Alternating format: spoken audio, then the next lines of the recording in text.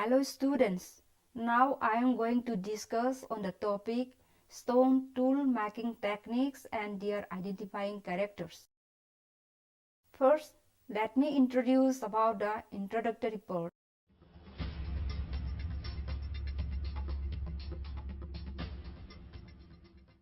Researches on the evolution of man and his culture have proved without doubt that our prehistoric Stone Age ancestors had used stone tools made by them. The likely methods used by them could be inferred. According to Professor H.D. Sankalia, by studying the stone tools themselves, trying to imitate them today, and observing primitive or semi-primitive people making similar tools and using them. In the book Early Man, published by Life Nature Library in 1970, there are photographs showing the making of stone tools like chopping tool, Acheulean handaxes, and laurel leaf points by Francois Bottes.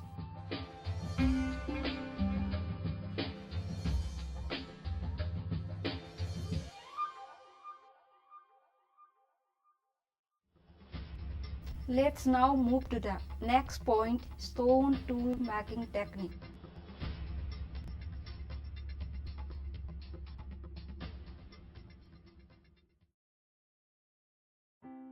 We can broadly group the stone tool making techniques of prehistoric period into four. They are: number 1, percussion; number 2, blade technique; number 3, grinding and polishing; and number 4, shattering technique.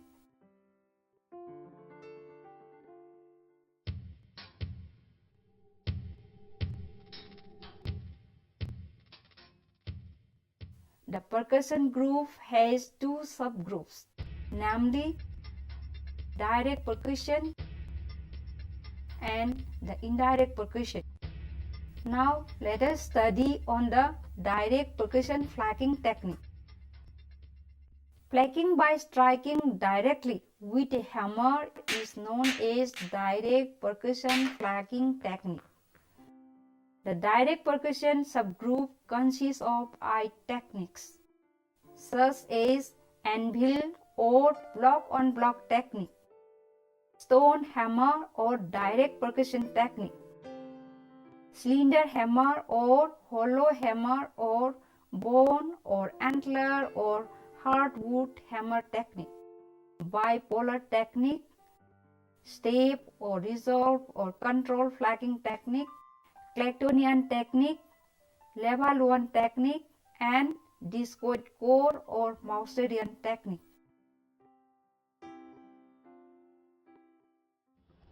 Now let us come to the next point, anvil or block-on-block technique. In this technique, a lump of stone to flake is held in one or both hands and struck directly against the projected edge of a fixed huge block of stone or anvil. This results to the detachment of a large massive flake from the stone lump in hand with a prominent bulb of percussion. Such large primary flakes could be used in making tools like some of the handaxes and cleavers. Now let's come to the next point, stone hammer technique. A suitable shaped stone is used as hammer and strike at an inclined angle on the surface of a lump of stone, and that results to the removal of a flake with a positive bulb of percussion. On the core, there is a hollow or concave surface corresponding to the shape and the size of the detached flake. This concave surface is called negative bulb of percussion.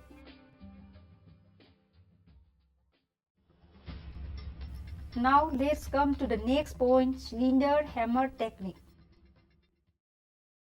Tools of the Acheulean stage of the lower Paleolithic culture shows a very flat bulb of applied force. Experiments made by M. Coutier and Leakey have suggested that a cylinder hammer of soapstone, bone, or wood was used in detaching such flat flakes. Leakey states, quote, "Very flat flaking is achieved partly because of the blow is struck with a sharp curved edge and not with a point, and partly because when using such a hammer, it is impossible to strike a blow except at the very edge of the block which is to be trimmed." Unquote.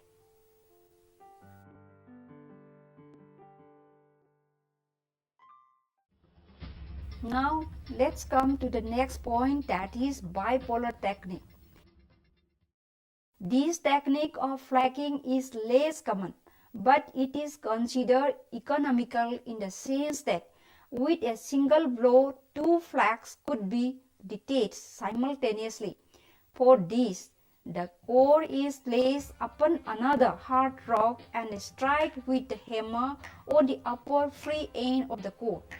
Due to the rebound of the force from the underlying rock and the force of the hammer blow on the upper end, two flakes, one from each opposite end, have been removed on the same face of the core.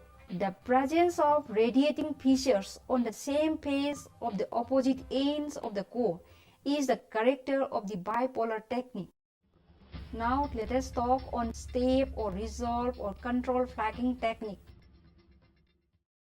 In this case, the hammer does not strike at an inclined angle to the surface, but inward the core with a controlled blow or force, so that the penetrating force does not pass through, but ends inside the core to snap off a flake abruptly, leaving a step on the core.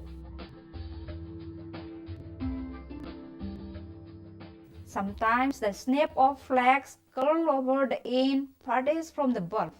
This is known as hinge fracture. According to Leakey, such fracture is difficult to produce at will. A hinge fracture is distinguishable from step fracture by its smooth surface. Now let us discuss on the next point, that is Clactonian Technique. It is a technique of detaching a large flake for making flake tools. Clactonian flakes could also be obtained by using the anvil or stone hammer technique. In this case, a naturally flattened surface is used as striking platform of the hammer. Such flake will have a prominent bulb of percussion on the main flake surface near the striking platform, and the angle between the main flake surface and the striking platform is always greater than 90 degrees or roughly 120 degrees.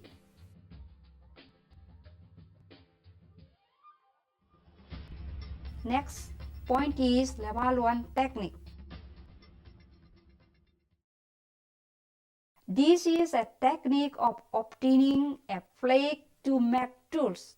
The main characteristics of this technique is the extensive preparation of the core and the striking platform, that is, faceted striking platform by using stone hammer.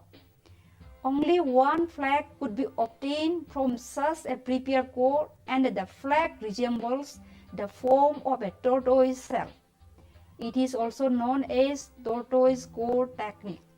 The flake has very sharp margin due to the truncation of the previously prepared flake skirts on the dorsal with the main flake surface, and could be used as tool without further working. The angle between the main flake surface and the striking platform is almost near to 90 degrees. Let's move to the next tool making technique, that is Discoid core or Mousteri technique. This is also a prepared core technique for obtaining a flake. In this case, The prepare core resembles a circular or disc shape. Any one of the flex curves on the core serve a striking platform, and a flake with 2 to 4 truncated flex curves on the dorsal surface could be detached by striking with a stone hammer. The flex curve left on the core after detaching the first flake could also be served as striking platform for detaching another flake. Thus, several flakes could be obtained from a single discoid core. Now let's come to the next point, indirect percussion technique. It is one of the methods of obtaining a blade by the prehistoric man. In this case, the prepared cylindrical core is not struck directly by the hammer, but through a punch. The pointed end of the punch is fixed on the striking platform of the core, and then hammered on the other end of the punch. This resulted to the removal of a thin blade that exhibits numerous closely placed prominent ripples on the main flake surface.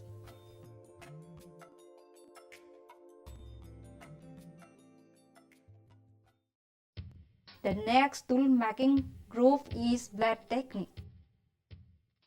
This is the technique known to men for the first time during the Middle Paleolithic. By this method, long, narrow, thin, and barrel-sided flakes have been produced in different parts of the world during the Paleolithic period. But this technique has been regularly and extensively used during the Upper Paleolithic, Mesolithic, and later periods. Some of the advanced techniques which were frequently used by prehistoric men to procure blades are pressure flaking technique or blade by pressure, fluting technique or blade by percussion, and lastly backing or blunting. Now let us talk on pressure flaking technique. It is a technique used by prehistoric men. In this case also, an intermediary implement sharp as punch is used to exert force on the core by applying pressure, but not by hammering. Very thin and small waste flakes or sheaves, known also as fish scale, could be removed for finishing the tools like leaf-shaped points during the Upper Paleolithic culture. Long blades could also be obtained by this technique. It is often difficult to distinguish indirect percussion from pressure flaking. Both the methods are in fact a form of indirect pressure. Now let's come to the next point, fluting technique. It was used for making blade tools. In this technique, starting with suitably prepared cylindrical nodule, a series of uniformly thin parallel-sided blades were detached in rapid succession by applying vertical pressures on the edges. The blades produced by fluting were, however, crested with multiple flex curves transversely across the crest. On the other hand, some scholars prefer to call this technique as punching technique because in this technique a rough surface is made on the core. Thereafter, a small platform is prepared at one end. Against this is placed a short wood punch and a tap is given with the help of a mallet. Now come to the next point, backing or blunting technique. Blades manufactured by fluting technique were further retouched to form specific tools. Since every blade had two ready-made sharp edges, retouching in these blades were mainly done to blunt any specific area out of the two already present borders. The area chosen and the manner of the blunting depend on the requirement of the maker. These bluntings were done mainly to afford a firm hafting of blades on handles. Now let us come to the third group of tool making technique, that is grinding and polishing. This technique is a characteristic feature of making the Neolithic tools. Though the Neolithic stone tools are shaped by applying various methods of percussion flaking and packing, the rough flaking or packing surfaces are further worked by grinding and polishing technique to produce smooth and polished surfaces. Let's come to the fourth group of tool making technique, that is shattering technique. This type of tool making technique is very simple. In this technique, the manufacturer holds the suitable stone with his hands or both hands and raises to a certain height and then releases the same so as the rock breaks into pieces when it hits the ground. The flakes or rock pieces thus produced do not possess either negative or positive bulk of percussion. From such flakes, any required size can be selected and trimmed further by using either grinding or stone hammering. This tool making technique is confined to Southeast Asia.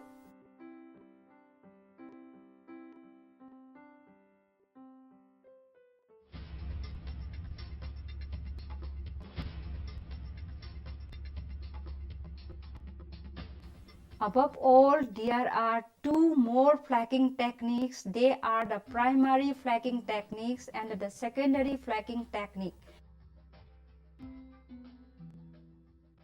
Based on the nature of the flake scars as well as its workmanship, such flaking can be done by using any one of the percussion or blade technique.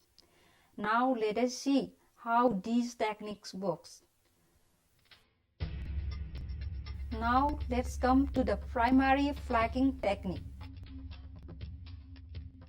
After selecting a suitable piece of rock, the prehistoric man will start flaking to get the conceptualized form of the tool. All such flakes, details for getting the desired shape and the size of the tool, are primary flakes. However, the characters of the flakes details exhibit differently according to the particular technique and hammer used.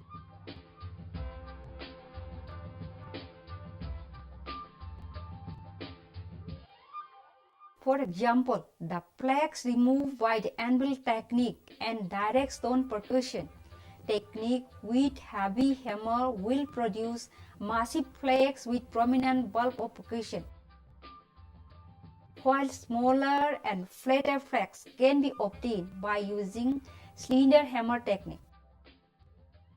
The main purpose of the primary flaking is to get the desired shape and the size of the tool. Now come to the secondary flaking technique. Secondary flakings are those further flakings after obtaining the desired shape and the size for producing sharp working edge and the suitable hand holding place of the tools. The secondary flaking could be done either by the direct percussion technique with smaller stone hammer or cylinder hammers technique and pressure flaking. Step flaking is also evident in the secondary flaking.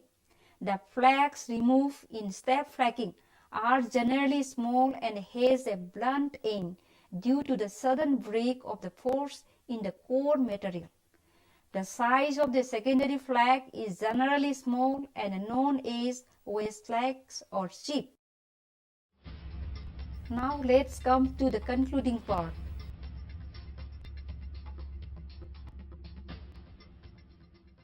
Early men employed different types of stone tool making techniques from Paleolithic period